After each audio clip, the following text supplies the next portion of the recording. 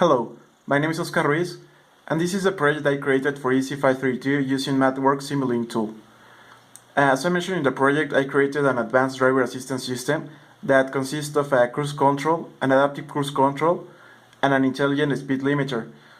In order to show the demonstration, I created two gauges, which will allow us to see what is the vehicle speed, as well as the engine RPMs that are calculated from the model. And also, in this scope, I'm going to show you what is the vehicle speed and what is the reference speed that the system must achieve. So I'm going to set the parameters.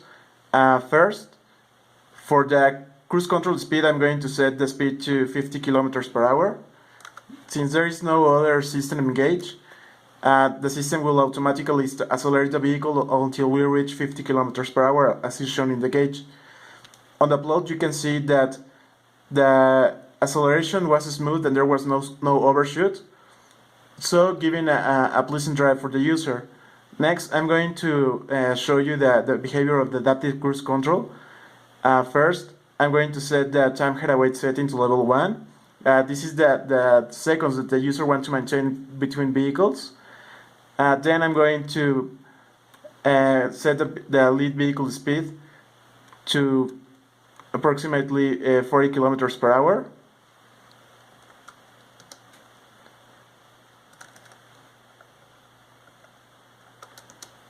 And then I'm going to simulate that the vehicle has crossed or was ejected from the radar located in front, and thus the system must now adjust the speed in order to avoid a collision. This is the behavior of the adaptive cruise control. As you can see, the vehicle adjusted its speed to 32 kilometers per hour, and again it was a smooth acceleration. I'm going to modify the time head away setting based on the driver desired performance. So for the level 2, it means that we want to be a little bit closer between time, so that's why we see that the speed has been reduced in order to avoid a collision. The same case for level 3, we're going to increase the desired time that we want to maintain between vehicles, and as such the speed was decreased.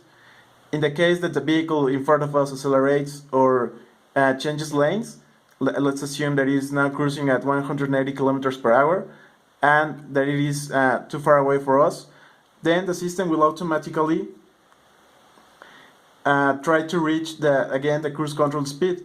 So that's why we're seeing that it is now cruising back to 50 kilometers per hour. Then at any time I can modify the cruise control speed. For example, now I'm going to put it to 90 kilometers per hour. As you can see, once again, the system will accelerate until it reaches the desired speed. So now the main part that was added in this new iteration of the project is the intelligent speed limiter. As you can see here on my user interface GUI that I designed, I have 4 speed limits. In the first one, I'm going to set the speed limit to 80. This means that the camera has detected that there is a speed limit in the zone. So now the system will modify from being a cruise control to now working as an intelligent speed limiter. As you can see in the gauges, the system automatically switched and is now cruising at 80 kilometers per hour. Once again, I'm going to modify this to 50. And again, you can see that the vehicle starts decelerating. This is the signal that is being sent to the throttle control. And now we're cruising at 50. Then I'm going to set back once the speed limit to 10. And then once again, we will see how the vehicle starts decelerating until reaching the speed limit desired speed.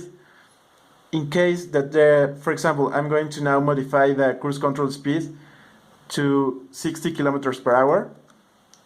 Since the system is still engaged at a speed limit of 10, the vehicle will not accelerate. So now I'm going to remove this restriction. This means that we're in a speed-free zone, or just that the system was disengaged by the driver.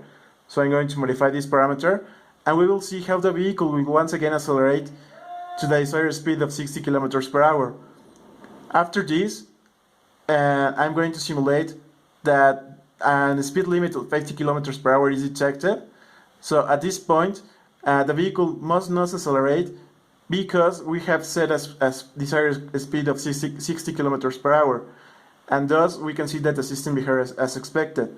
But the moment that a new speed limit sign is detected, for example 35, the cruise control speed will be override, and we are going to see how the system reduces the speed to 35 kilometers per hour.